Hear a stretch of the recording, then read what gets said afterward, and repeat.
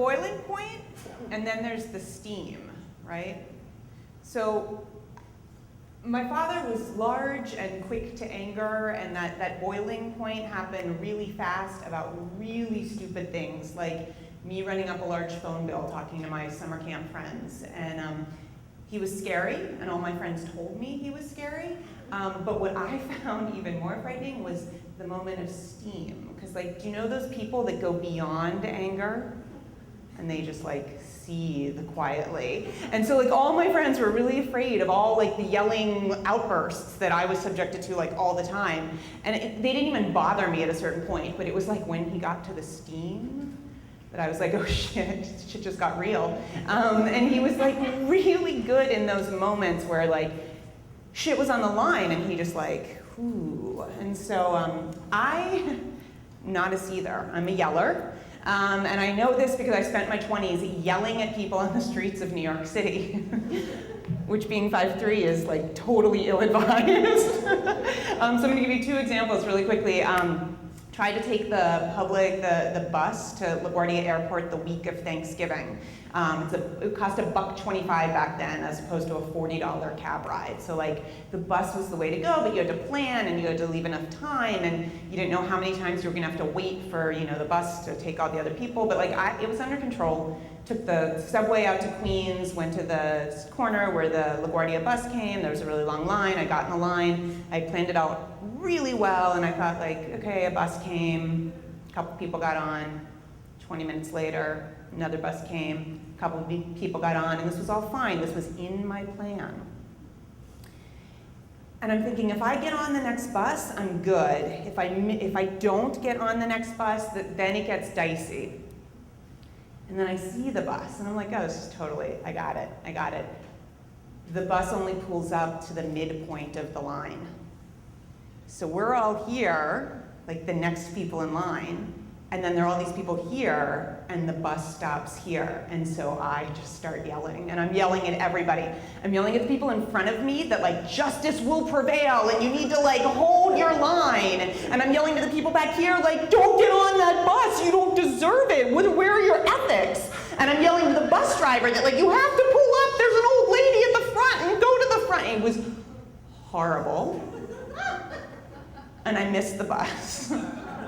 And I'm like, okay, but I can get on the next bus, But now people are yelling at me.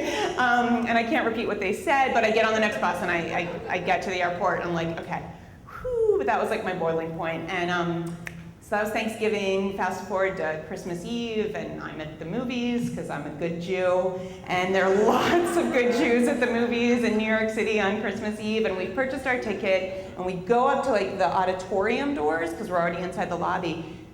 And the line has started, like, serpentining around the room, so that the people at the front of the line, the midpoint of the line, and, like, the end of the line are all equal distance from the door.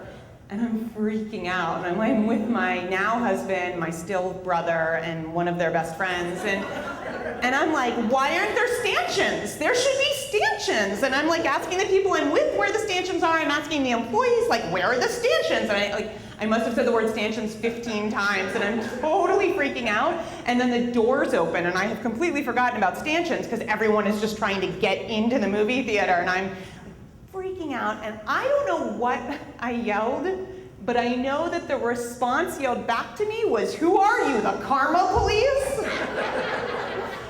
And then out of nowhere, this theater employee, like, comes and spirits us away, and I think we're in big trouble. But actually, they decided to open the balcony, and we're the first people to get up to the balcony. And so we sit right up front, and, like, you know, everyone I'm with is making fun of me, and I'm like, but look, like, the karma police, like, I got us really good seats.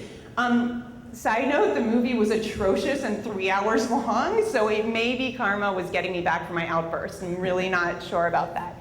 So here I am thinking, like, I'm the boiling point kind of anger. I am not the, like, seething steam kind of anger, until I was. And I've had a lot of jobs. I've moved across country a bunch of times facilitating career changes, and I've had a lot of bosses, many of whom were lovely and who I'm still in touch with today. And then there was one who wasn't, and we didn't click. And I've been really lucky in that my bosses have always sort of seen me and treated me as a partner, and this boss sort of saw me as like subservient, and I didn't take to that very well. And so after a really difficult team meeting, he dismissed everybody but me, and I was taken to task on my tone, and I'm like, oh my God, I'm starting to seethe, and I'm gonna yell, and if I don't yell, I'm gonna cry, and I don't wanna do either one of those things. And it all culminated with him saying, I am the boss, I determine what we talk about it, how we talk about, and when we talk about it. And I was like, oh my God, I'm done. Like, I'm not gonna yell, I'm not gonna cry, I'm gonna find a new job. And I like hit my steam. It was awesome.